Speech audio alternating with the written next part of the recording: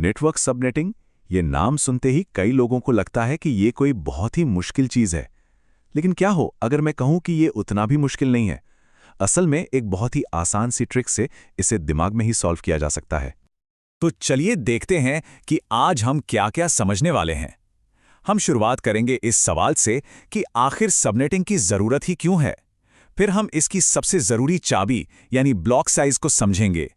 इसके बाद एक उदाहरण देखेंगे और फिर वीएलएसएम और समराइजेशन जैसी एडवांस तकनीकों पर भी बात करेंगे। सबनेटिंग को समझने का सबसे अच्छा तरीका है कि इसे एक बहुत बड़ी खाली ज़मीन की तरह सोचा जाए। कोई गली नहीं, कोई मकान नंबर नहीं, सब कुछ बिखरा हुआ है।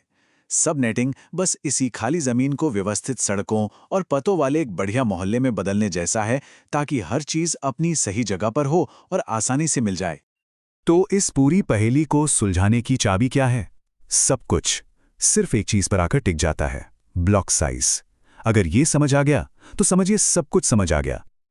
अब ब्लॉक साइज को समझने से पहले एक छोटी सी चीज और, सबनेट मास्क। इसे ऐसे समझिए कि ये एक रूल बुक है जो किसी भी आईपी एड्रेस को बताती है कि भाई इसमें से नेटवर्क का हिस्सा कौन सा है और डिवाइस का कौन सा। ये हमारे डिजिटल मोहल्ले में हर प्लॉट की बाउंड्री बनाने जैसा है। और ये रही वो जादुई चाबी जिसके बारे में हम बात कर रहे थे। करना क्या है? बहुत आसान है। सबसे पहले सबनेट मास्क में वो नंबर ढूंढिए जो 255 या 0 नहीं है। फिर बस 256 में से उस नंबर को घटा दीजिए और बस जो जवाब आया वही है आपका ब्लॉक साइज। यही वो नंबर है जो हमें बताएगा कि अगला सबनेट कहां से शुरू होगा। चलिए, थ्योरी तो बहुत हो गई, अब इसे असल में करके देखते हैं, है ना? मान लीजिए हमारे पास नेटवर्क है 172.16.0.0 और इसका सबनेट मास्क है 255.255.255.192। तो बताइए यहां पर हमारा वो दिलचस्प ऑक्टेट कौन सा है? बिल्कुल सही, आखिरी वाला 192। तो अब अपनी जादुई चाबी इस्तेमाल करते हैं। 256 माइनस 192 कितना हुआ? 64। ये 64 ही हमारा ब्लॉक साइज है। और इस टेबल में देखिए ये कैसे काम करता है। पहला सबनेट शुरू होता है 0 से, अगला 64 पर, फिर 128 पर, और ये ऐसे ही चलता जाएगा। सब कुछ 64 के मल्टीपल में है ना? एकदम सिंपल। सोर्स के लेखक तो यहां तक कहते हैं क्लास बी एड्रेस को दिमाग में सबनेट करना। सच कहूं तो ये लिखने से भी ज्यादा आसान है, मैं मजाक नहीं कर रहा। और वो बिल्कुल सही कह रहे हैं। एक बार ब्लॉक साइज निकालना आ गया तो ये बच्चों का खेल है। तो अब जब हम बेसिक समझ गए हैं तो चलिए अपने नेटवर्क को और भी ज्यादा स्मार्ट बनाते हैं। अब जरा सोचिए, हमारे पास एक कनेक्शन है जिसे सिर्फ 2 आईपी एड्रेस चाहिए, लेकिन हमने उसे एक ऐसा सबनेट दे दिया जिसमें 14 एड्रेस हैं। ये तो वही बात हो गई कि किसी को एक छोटा सा टेंट लगाना हो और हम उसे पूरा का पूरा फार्म हाउस दे दें। ये सीधे सीधे एड्रेस की बर्बादी है। और कितनी बर्बादी! पूरे 12 आईपी एड्रेस सिर्फ एक कनेक्शन पर। अब ये सुनने में शायद छोटा लगे, लेकिन जरा सोचिए एक बड़ी कंपनी के नेटवर्क के बारे में जहां ऐसे हजारों कनेक्शन होते हैं। ये बर्बादी देखते देखते बहुत बड़ी हो जाती है और ये एक ऐसी प्रॉब्लम है जिसे सुलझाना ही होगा। और इसका हल है वेरिएबल लेंथ सबनेट मास्क यानी वीएलएसएम। ये एक ऐसी कमाल की टेक्निक है जो हमें हर जरूरत के हिसाब से सही साइज का प्लॉट यानी सबनेट बनाने की आजादी देती है। जहां कम एड्रेस चाहिए वहां छोटा सबनेट और जहां ज्यादा वहां बड़ा सबनेट।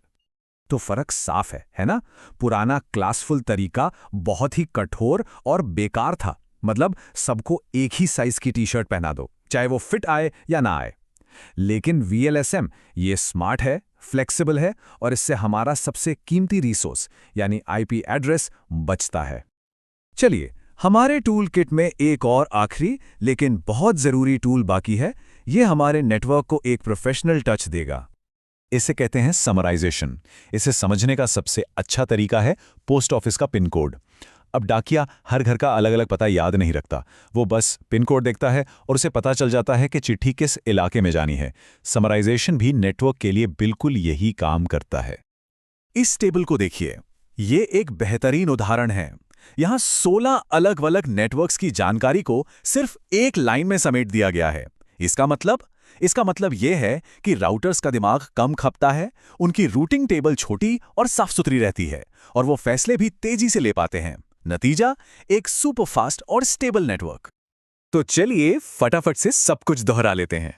सबनेटिंग से हम अपने नेटवर्क में व्यवस्था लाते हैं, उसे मोहल्लों में बांटते हैं। ब्लॉक साइज वो जादुई चाबी है जिससे सारे ताले खुलते हैं।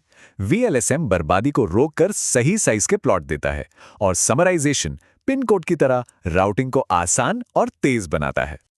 और जैसा कि सोर्स हमें फिर से याद दिलाता है, अगर ब्लॉक साइज पर पकड़ मजबूत हो गई तो ये सब कैलकुलेशन दिमाग में ही हो सकती है।